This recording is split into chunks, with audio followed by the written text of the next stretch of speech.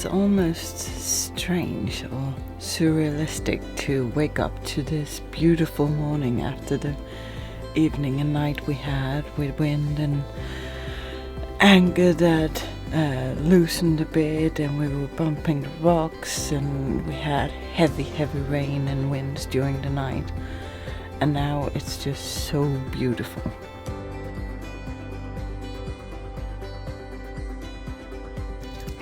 God damn it, dog. Can you shake somewhere else? I knew you were going to do that. Go and do your morning routine. Nice little camera set up with the GoPro and everything. Ollie will always take the stick that you're using, whether it's under a rope or for the GoPro or something like that. There's always adjustments to be made. On the starboard side of the boat, you can see that I've put a spring across there from the mid-cleat onto the rocks. And I knew from the weather forecast that the wind was going to do some strange things this morning, and it was shifting around, and there's some thunderstorms around and things like that. So we put the spring on last night just in case, and thank God we did. That spring really saved us, otherwise we would have been onto a shallow part on the port side of us for sure. It would have really pulled us over. So if you're unsure about the weather, always just put a spring on there. So when the anchor slipped, actually, I quickly turned the anchor system on and I pulled the anchor in a bit further, and it dug in, and now it's got a really firm hold there. So I felt very secure with that. But additionally to that, if you find that you're in a broadside wind and the lines are going forward from your boat like this, then I think it's always a good idea, if you can, to put one additional line from the bow as far back as you can on land. So it more or less goes like, 80 or 90 degrees or something like that, if you can, just to relieve that pressure on the stern anchor. Because if you've got these lines going forward on the bow there, when the wind pushes the boat to the side, it's going to be pulling on that stern anchor also. So if you put a rope sort of 90 degrees, 80 or 90 degrees on the bow towards the wind, it's going to relieve that pressure and make sure that's slightly tighter than the ropes going forward, and you can really have a better feeling on the stern anchor for sure. It's not going to be taking so much pressure there. It probably only lasted 30 seconds or something, but Jesus Christ, it was scary, and everyone in the anchorage was up, and knocking in pegs and trying to secure their boats. Some boats had to come out. It was pretty intense. So this is what I mean, guys. I just banged in an additional peg here, and I put it as far back as I could to the bow, so that when the wind blew sideways, it's going to rely on this peg instead of the one further forward on the tree. And the one on the tree, of course, is a backup as well. But this can really work well. And additionally, this rope is solid and non-flexible, whereas the other one, the nylon rope, can stretch up to like 40%. So this one will directly hold the boat, whereas the other one is slightly more flexible. One of the things that I really love about this boat is all of the windows. And especially I love this one in our forward cabin, just lying here looking out in the morning. Better crank it up. Honey, ignore the rope, just drop the rope in the water. Just get on the boat. There you go. We're just going to be scratching the boat on the way up when the thing is in. Okay, I've got to go back. You okay? Yeah, I'm fine.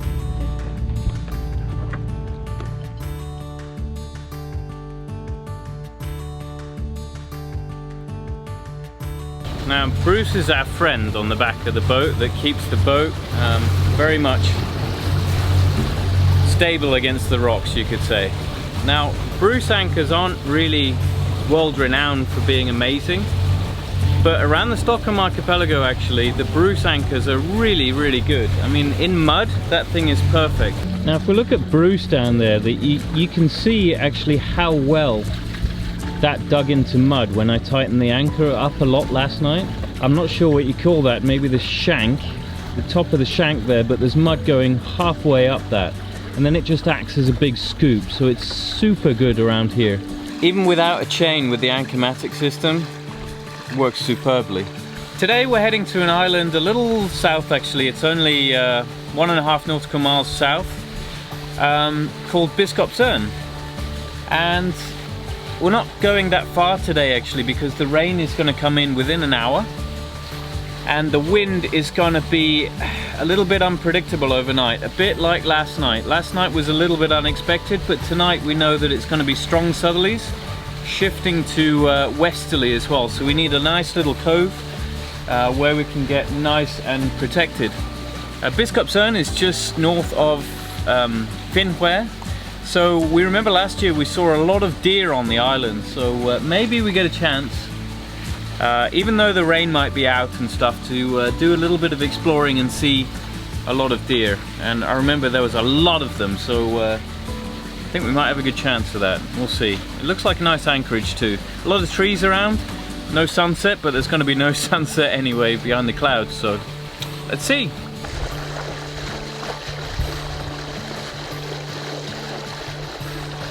Ollie has this little routine now.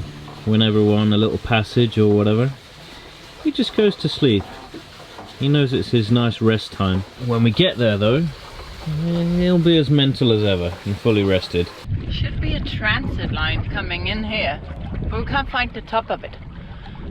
And it's not because we're on the wrong course, because if we went to either side there would be very, very shallow spots. So maybe it's blown over or disappeared. Oh, and I see that quite a few other people had the same idea, to come in here and seek for shelter.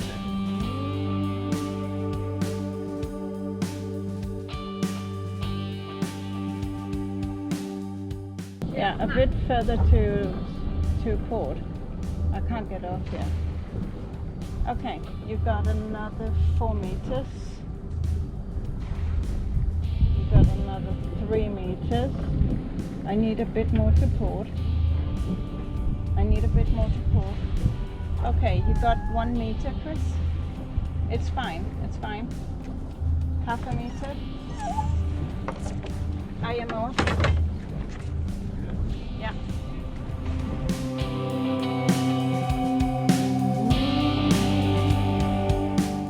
When mooring in the archipelago, we have 2 sets of lines, and one set are 25 meters each, and the other set I believe are 40 to 50 meters each, and we don't always get the distance right first time, so we may have to swap and get the lines right. The advantage of having shorter lines is that when the runs are shorter, you don't have a lot of line to deal with and mess around with, and then you have flexibility to join them together if you need to also. It is walk time, and we're going to miss lunch, so it's also snack time. Good times. This is No, not for you. northern part of Biskopsön. It's quite a beautiful little bay actually.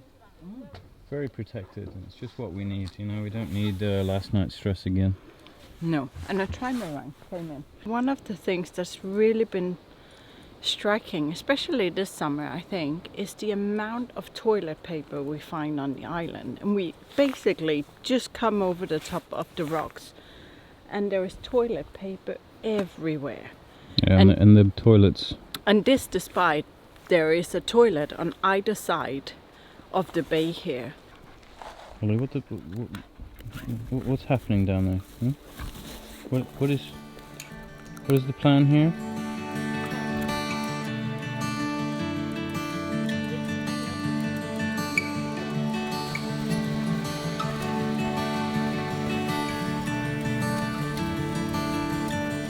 Some beautiful deer out here. It's almost like we're on safari now. This reminds me a lot of South Africa.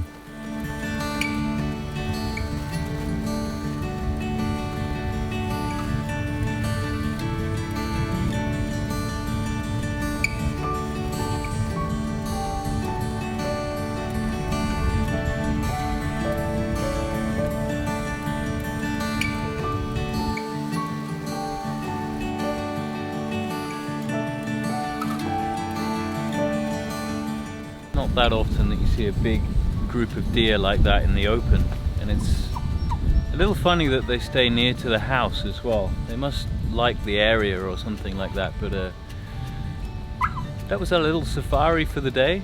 Now we're just going to walk back to the boat.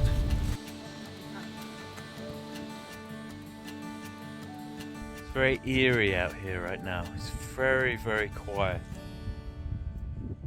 No boats are moving around anywhere. I think everybody's found sort of a place to stay for the night and are hunkering down a little bit because there's a lot of rain coming, a lot of winds from different directions.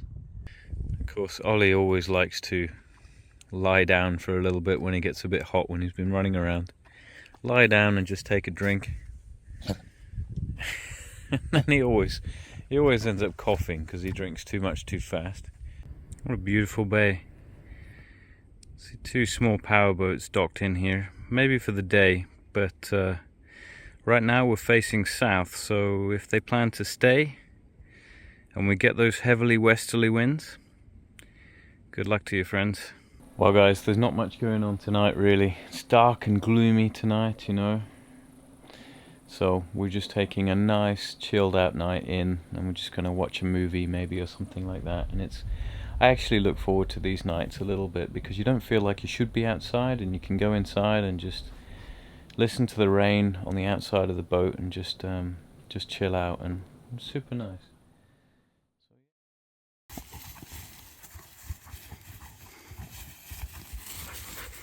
Just found this in the woods. That's pretty cool. Looks like a antler from one of the deers.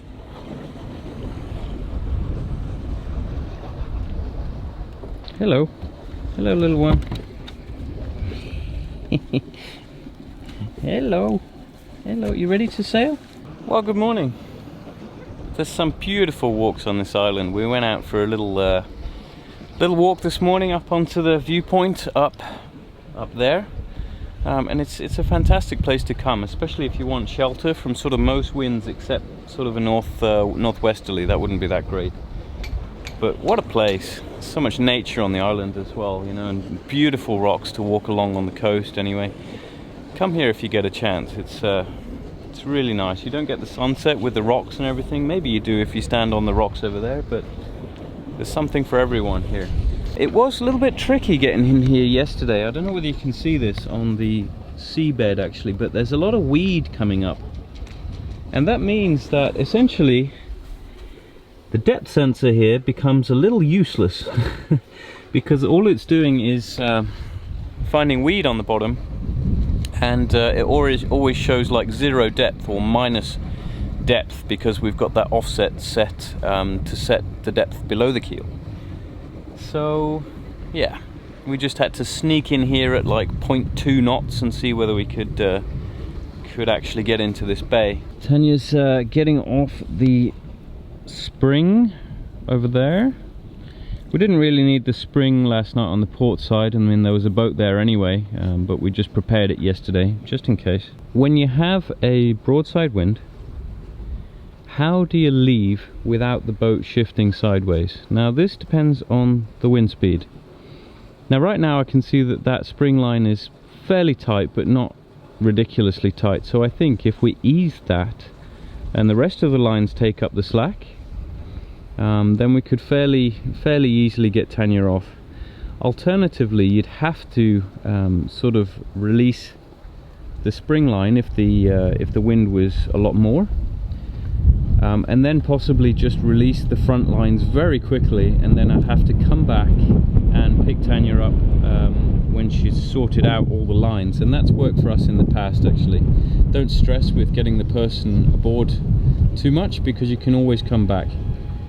Just look after the boat. Of course it's always stressful when the wind gets up. It's stressful for everybody.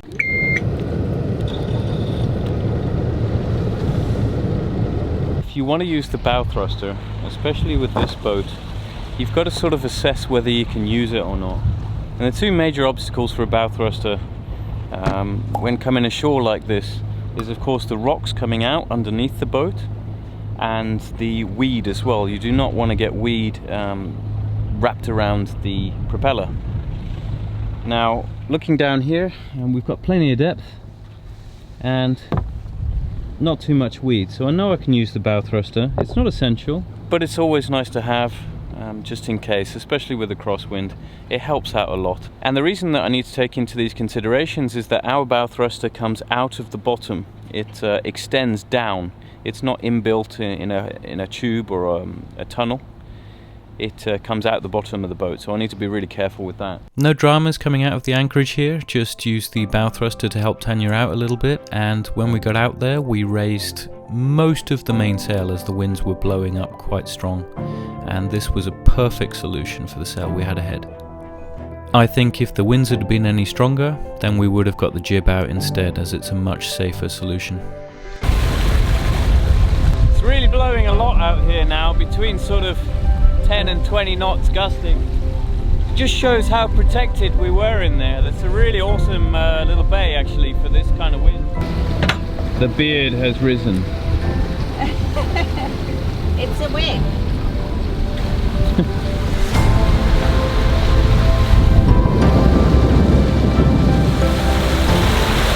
Check out this sailing. Doing 7.2 knots downwind, just with most of the main out, not all of it, but a lot of it out.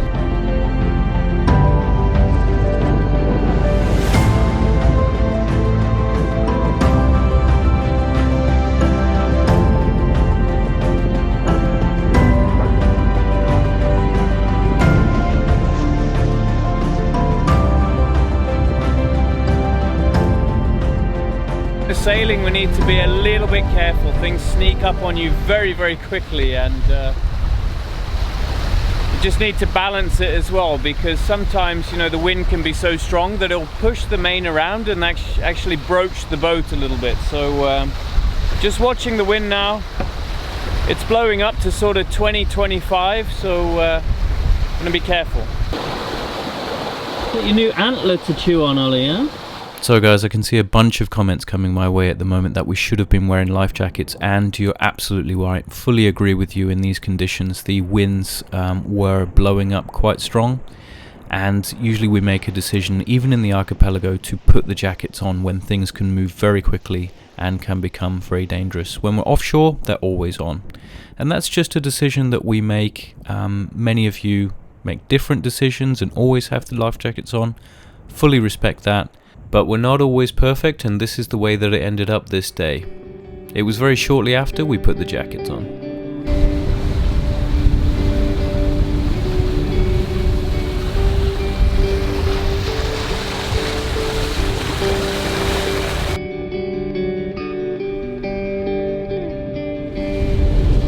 Doesn't care about the wind as long as I get belly rubs.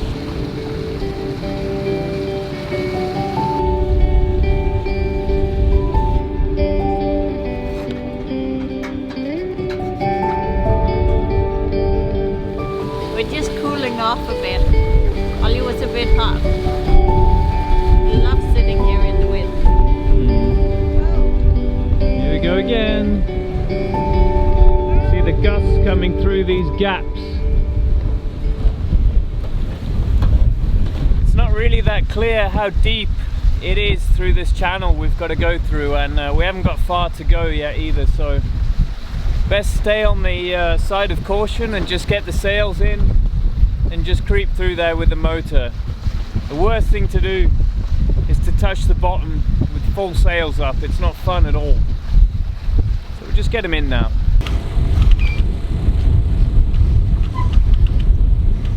Shortly after getting the sails in and going through the passage, we arrived at the new club marina, Club Island. Not really sure what to call these things, to be honest, but we met our friend there and we knew we were in for a good time over the next couple of days.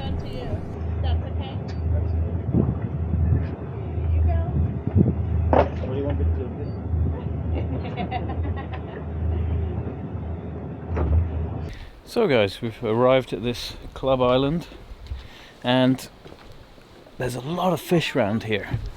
So I'm gonna get the underwater drone out and see what we can see down there. You know, I've been swimming, but of course a human scares away the fish a lot more than what a drone does, actually, surprisingly enough. So, let's get it out. The underwater drone is great actually if you're wanting to do underwater inspections or pick random stuff off the seabed and have a good look around at some fish. But I don't think the technology is quite there yet. It's very bulky, there's a lot of things you have to carry around, and it's quite expensive. And to be honest with you, with this underwater drone, I've had a few technical problems. So yeah, it's not something I can fully recommend, but you know, I give it a go here and there. If you're familiar with the area and you've been to Moya or Ostholmen, Vesterö is located down a small channel a little to the southeast. There are some great facilities here, and of course it's perfectly protected against a westerly wind.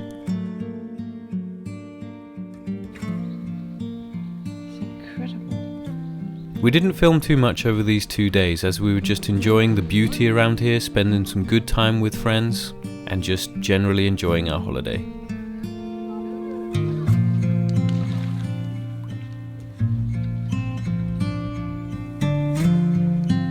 Ollie has made a new little friend.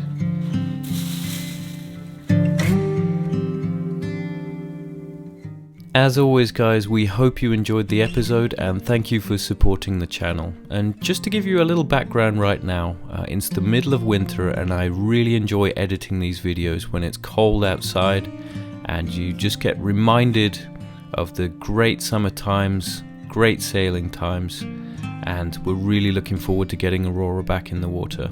I hope you're well guys, take care, I'll see you next time.